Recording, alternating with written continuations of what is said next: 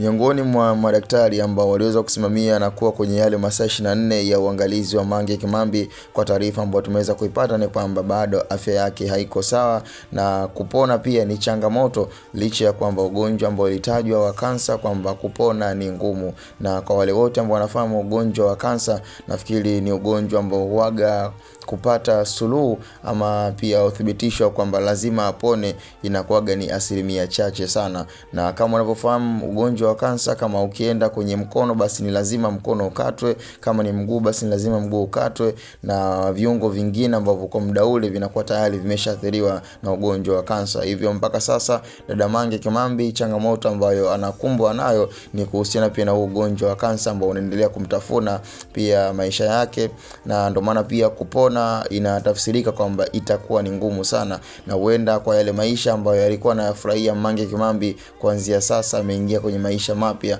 ambayo hivi sasa ninavyozungumza bado ataendelea kukaa hospitalini na maisha mengine yaweze kuendelea. Ila moja kwa moja taarifa ambayo tumeweza kuipata ni kwamba Mange Kimambi kusema kwamba labda atapona kwa ugonjwa huu wa kansa ni ngumu, na kama unavyofahamu kabisa ugonjwa wa kansa haujawahi kumfanya mtu awe salama kabisa na kusema kwamba labda aliweza kupona. Hapana, bado dawa ya ugonjwa wa kansa imeendelea kuwa ni changamoto ulimwenguni kote. Cha msingi tukutane kwenye upande wa comment ndani ya Ubongo Umbea TV.